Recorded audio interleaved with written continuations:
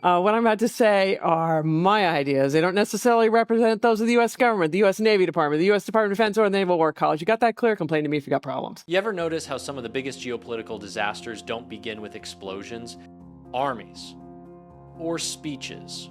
They begin with a map, a few lines, a few decisions, and then decades of chaos.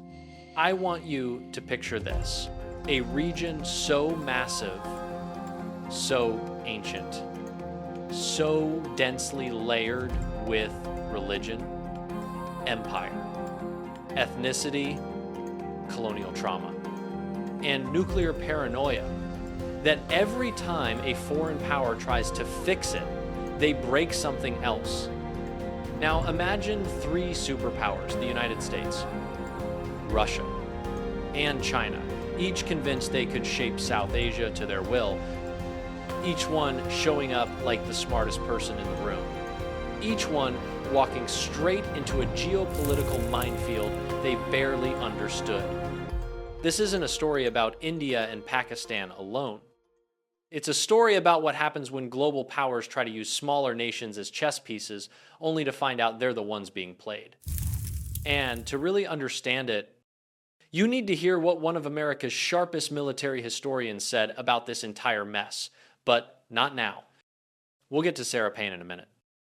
Because before her voice comes in, before her analysis snaps everything into focus, you need to understand the world she's talking about to feel chaotic, unstable, and impossible to control, exactly like it felt in real life.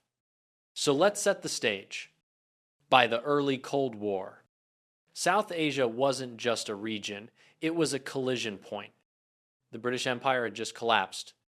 India and Pakistan had been carved apart in a violent, traumatic partition that killed more people in a few weeks than some wars do in a decade. Borders weren't just borders. They were wounds, open ones. And into this already unstable landscape came three powers, each with its own agenda. China wanted to secure its frontiers. Russia wanted influence without confrontation. And the United States, well, America wanted everything: contain communism, win the Cold War, build alliances, monitor the Soviets, spread democracy, protect sea routes, maintain bases, avoid regional wars, prevent nuclear proliferation, all at the same time. And that right there is how you guarantee failure. But the spark, the moment everything snapped into a new configuration, started far from Delhi or Islamabad. It started in the mind of one man, Mao Zedong, who believed that history only bends when someone grabs it with two hands and forces it to move. In 1949, Mao wins the Chinese Civil War, but he isn't satisfied with victory. He isn't satisfied with unity. He wants control, absolute, geographic, strategic control of every corner of the new People's Republic. And that means pulling Tibet, Xinjiang, and every inch of China's frontier back under Beijing's authority. So China moves hard, fast, decisively. Beijing sends armies across high-altitude deserts through valleys carved by winter winds into regions that had been semi-autonomous for decades. And this is where everything shifts. Because when China takes Tibet, it doesn't just expand territory. It erases the buffer zone that had separated two ancient civilizations, India and China, for centuries. The Himalayas used to be a barrier. Now, they're a front line. Roads start appearing across Tibet, brutal, high-altitude roads carved through glaciers, rock, ice, mountain ranges that swallow entire armies. But China wants them, needs them, because roads aren't just roads. They're power, speed, logistical reach. the ability to move troops where your opponent cannot, and suddenly, for the first time in history, China can push right up to India's doorstep. This is where I want to bring in the quote from Sarah Payne, the one that cuts through the fog and tells you exactly why all of this matters. Sarah Payne said in her lecture, But once China took Tibet, before there'd been a big buffer zone between China and India, right? There's all this Tibet, and no one could really get in there. Now China's built roads, so it can get into places where India cannot deploy troops until it gets into the road races with the Chinese. that single sentence explains why the 1962 Sino-Indian War exploded, why India was caught unprepared, why the world order of Asia shifted, and why every decision that followed, every alliance, every betrayal, every miscalculation fell like dominoes. Because once a buffer disappears, fear takes its place. Fear drives militarization. Militarization drives escalation. And escalation, in this part of the world, rarely stays small. From this moment on, the United States begins misreading India. India begins misreading China. Pakistan begins watching both of them and choosing a side that will change its destiny. And Russia begins positioning itself as the power that can tip the balance. The road to every future conflict, 1962. 1965. 1971. Kargil starts right here, in the mountains of Tibet, under a sky so thin it can barely hold oxygen. This is where the great powers first believed they could shape South Asia. This is where they first got it wrong. And this is where our story truly begins. Here's the thing about geopolitics. Once one power makes a bold move, everyone else suddenly has to pretend they had a strategy all along. China took Tibet. The buffer vanished. India panicked. And on the other side of the world, in Washington, D.C., American policymakers looked at the map and did exactly the wrong thing. Because if you were the United States in the 1950 seconds, the Cold War wasn't a theory, it was oxygen. Every decision, every treaty, every handshake was about one thing: stopping the Soviet Union. Not understanding South Asia, not preserving regional stability, just stopping Moscow. So Washington reached for its favorite tool of the era: alliances. Alliances everywhere. Alliances with everyone. What historians now mockingly call pactomania. And this is the moment where the United States makes a decision that will poison its relationship with India for decades. It signs a military pact with Pakistan. To American strategists, this makes perfect sense. Pakistan is geographically useful next to the Soviet border, reachable, flexible, eager. India, too non-aligned, too idealistic, too independent, too slow, too messy. Washington convinces itself that Pakistan is the reliable one. But to India, this is a betrayal so obvious it barely needs explanation. Pakistan is the country India had just been violently carved away from. A country with unresolved borders. A country with grievances packed tighter than ammunition crates. India watches the U.S. military aid roll into Karachi and thinks, who do you think they're going to use those weapons on? China. Even Eisenhower, years later, admitted this was perhaps the worst plan we could ever have made. It doesn't take long for the consequences to hit. Because while the United States is busy trying to contain Moscow from afar, Moscow is quietly noticing something else. India is disillusioned, irritated, and increasingly vulnerable. And the Soviets, unlike the Americans, know exactly how to speak India's language. Here's what Washington never understood: India didn't judge by ideology, India judged by behavior. The U.S. lectured about democracy but tolerated segregation, preached freedom but backed colonial powers, armed Pakistan and expected India to smile politely. Russia, meanwhile, did the opposite. It talked to India like a partner. It didn't moralize. It didn't push ideology. It simply said, "We understand what you want: stability, autonomy, industrial help, and we want to help you get it." This is how great power realignment happens. Not through grand speeches, but through accumulated insult. And India was collecting insults. The irony is that while the US was courting Pakistan, Pakistan barely cared about democracy or shared values. It cared about one thing: India. Pakistan wanted American weapons to close the power gap. India knew that. The Soviets knew that. The Chinese knew that. The only actor pretending otherwise was the United States. Meanwhile, something far more important was happening. The Sino-Soviet relationship was cracking open like a fault line under pressure. Until 1964. Mao needed the Soviets, needed their technology, needed their nuclear expertise, needed access to energy, machinery, the outside world.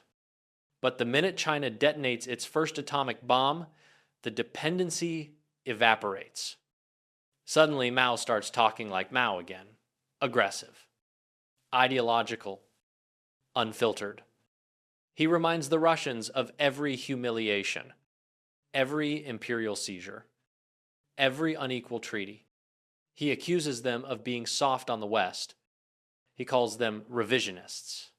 He mocks their peaceful coexistence doctrine. And Moscow is stunned, because this isn't polite disagreement. This is a rupture. This is how one of the largest communist alliances in history collapses, not through ideology, but ego. Sarah Payne summarizes it bluntly in one line.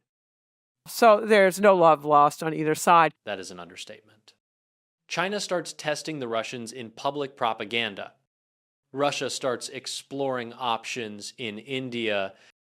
Each begins supporting Vietnam not to help Vietnam, but to outdo the other in revolutionary bragging rights.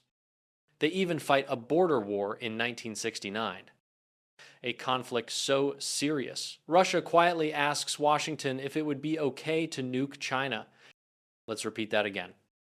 The Soviet Union, America's biggest enemy, asked permission to bomb another communist state. That's how far the relationship had collapsed. And suddenly, the entire board realigns. China sees Russia as its primary adversary. Russia sees China as an unpredictable revolutionary threat. The United States, almost by accident, finds itself in the swing position, able to tilt toward Moscow or Beijing, and there, caught between these giant clashing plates, is India.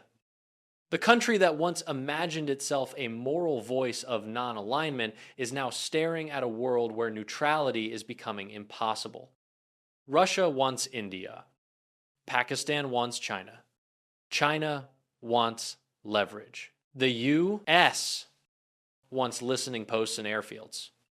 Everyone wants something. And India's idealism is about to collide with a brutal reality on the battlefield. Because the next chapter of this story isn't about treaties or maps, it's about war. A short, devastating war that will scar India's strategic thinking forever and cement China as the rival New Delhi can never fully escape. And that war, the Sino-Indian War of 1962, is coming. The strange thing about the Sino-Indian War of 1962 is that everyone thinks they know what happened, but almost no one remembers why it hit India so hard, or why it permanently rewrote the region's power map. If you look at the headlines from that time, you'd get the impression this was just another border skirmish in the mountains. A few disputed ridges, a high altitude standoff.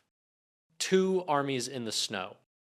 But when you dig deeper, when you really peel the layers back, you find something else. You find a strategic shock that felt like betrayal on a national scale. Because for India, China wasn't supposed to be the enemy.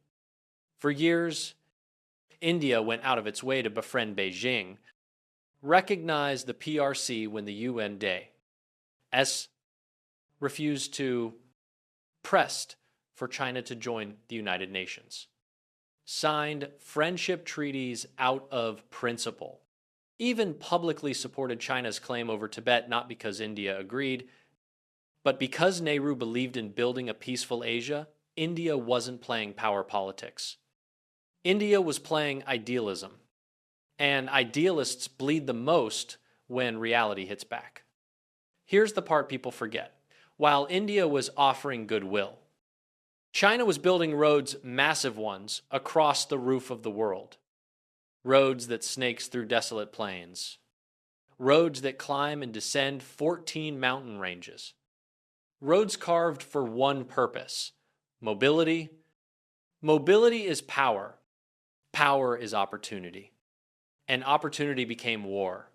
By the time India realized what was happening in Tibet, that China had completed the Western route, the only year-round military corridor, it was too late. Those roads were already there. Those troops were already there. That advantage was already baked into the battlefield. And then, in October 1962, it begins. China attacks across the Aksai Chin, a desolate plateau. Empty, frozen, unlivable, yet strategically priceless. India can't reinforce fast enough. It doesn't have the roads, doesn't have the altitude acclimation, doesn't have the logistics, doesn't have the preparation, and China knows it. Within weeks, Indian positions collapse, entire brigades fall back, lines disintegrate. New Delhi is stunned not just by the defeat, but by the scale of it. This wasn't just losing ground. This was losing an entire worldview. Nehru, the man who believed Asian nations could lift each other up, suddenly realizes his generosity has been read as weakness, his diplomacy interpreted as naivety, his trust exploited. Sarah Payne captures this moment with a line so sharp it almost hurts. There are not many instances in history where one country, that is India, has gone out of her way to be friendly and cooperative with the Chinese government and people and plead their cause in the councils of the world, and then for the Chinese government to return evil for good, and even to go to the extent of committing aggression and invade our sacred land. Who does this? That wasn't academic commentary. That was India's emotional reality. And from that point on, everything changes. India abandons idealism and turns to militarization. Army size doubles. 10 new mountain divisions are created. Defense spending skyrockets. Strategic patience turns into strategic suspicion. This is the birth of the modern Indian security mindset, the one that sees China not as a neighbor, but as a permanent structural threat. And while India is recalibrating its entire worldview, Pakistan is watching very, very closely. Because if China just crushed India, then suddenly China looks like the perfect partner for Pakistan. Pakistan doesn't see the moral outrage. Pakistan doesn't see betrayal. Pakistan sees opportunity. China needs to balance India. Pakistan needs leverage against India. One country's enemy becomes another country's opening.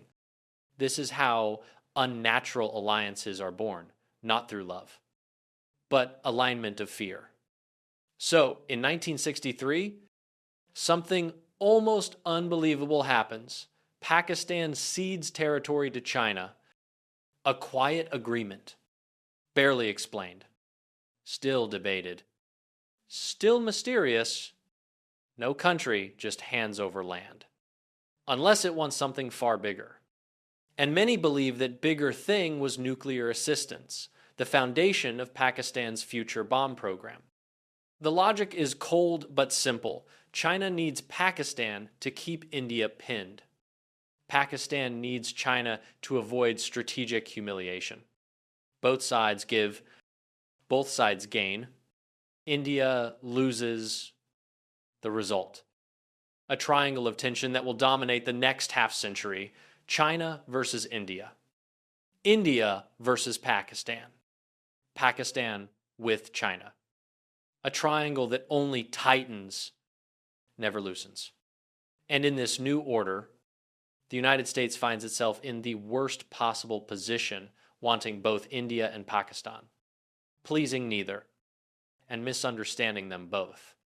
This is why the next major conflict, the Indo-Pak War of 1965, becomes not just a regional fight, but a geopolitical migraine for Washington, Moscow, and Beijing.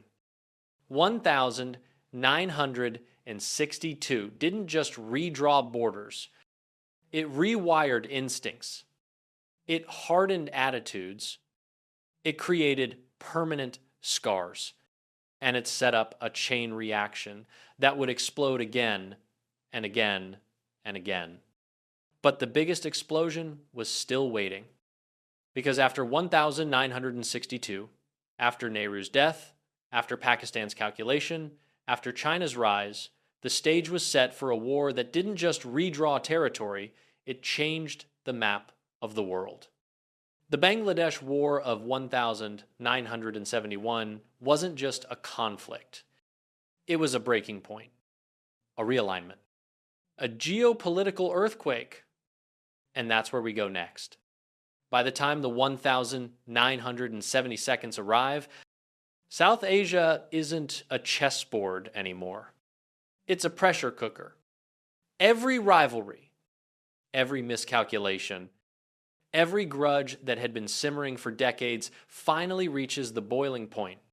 And the spark, the one that lights the fuse, isn't China this time. It's Pakistan itself. Pakistan goes into a national election expecting the usual outcome. Punjabi-dominated elites stay in power. And East Pakistan, poorer, more populous, but politically marginalized, stays silent. Except this time, East Pakistan doesn't stay silent. They win. A democratic landslide. And suddenly, Pakistan is faced with a truth it refuses to swallow. If democracy works, Punjabis won't be running Pakistan anymore. The response is brutal. The army is sent into East Pakistan. Entire neighborhoods are wiped out.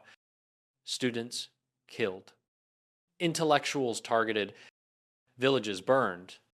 A humanitarian catastrophe erupts so large that millions of refugees pour into India overnight. And this is where the world expects the United States, the self-declared defender of democracy, human rights, and justice, to step in.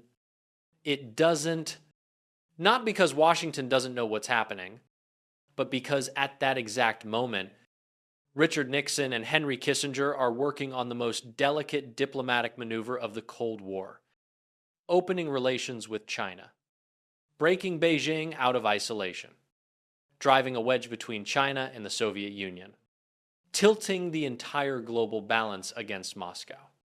But to do that, they need Pakistan desperately. Pakistan is the secret messenger, the conduit, the channel through which Kissinger communicates with Beijing. And so, as the massacres continue and the refugees flood across the border, the United States chooses silence. This is the moment Sarah Palin was referring to when she said, India looks at America and sees hypocrisy. Pakistan looks at America and sees unreliability. Russia looks at America and sees opportunity. and China looks at America and sees leverage, everything flips. India, furious and overwhelmed, signs a treaty with the Soviet Union, a military pact that ends decades of non-alignment. This is India choosing a side, choosing protection, choosing a world where Moscow, not Washington, is the dependable partner. On the other side, Pakistan leans deeper into China, harder, faster, more strategically than ever before. So now the board looks like this: India plus Soviet Union versus Pakistan plus China. With the United States awkwardly hugging the wrong side of history at the worst possible moment, but then comes the moment that changes everything. India decides it isn't just absorbing refugees anymore, it's ending the crisis. India arms the Bangladeshi resistance. India mobilizes the army. India moves. The 1,971 war lasts only 13 days. But those 13 days redraw the map of the world. Pakistan collapses on the Eastern Front. Bangladesh is born. A new nation carved from the ashes of genocide. One of the fastest, most decisive military victories of the 20th century.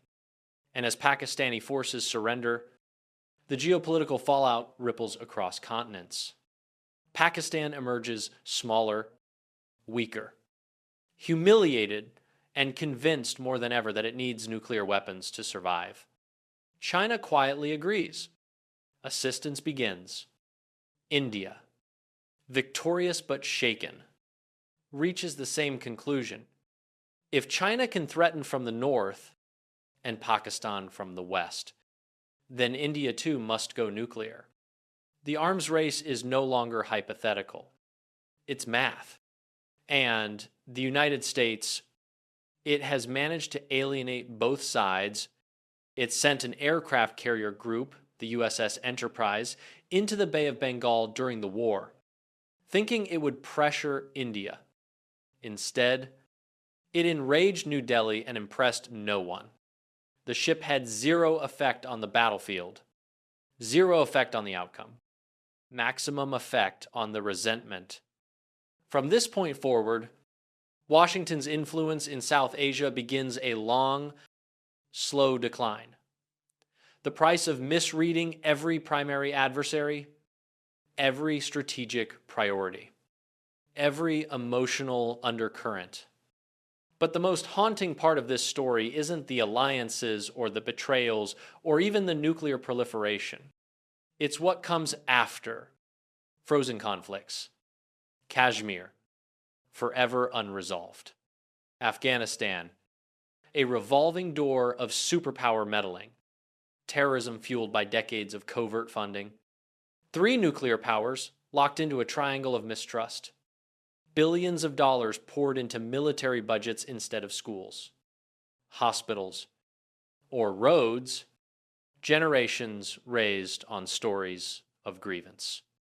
And when you look at it all, the wars, the alliances, the miscalculations, the disasters, you start to see the same pattern Sarah Payne warned about from the very beginning.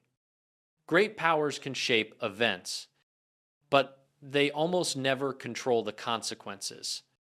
One country's short-term strategy becomes another country's long-term trauma. One alliance creates another counter-alliance. One intervention creates a frozen conflict that lasts 50 years, and every decision, no matter how small or strategic or clever, becomes a domino that tips into something far larger. South Asia didn't become complicated on its own. It was made this way, piece by piece, pact by pact, war by war, by leaders convinced they understood the game. But the truth is, no one ever really did. And that is the lesson of this entire story. In geopolitics, you don't get to control the board. You only get to make the first move. Everything after that plays you.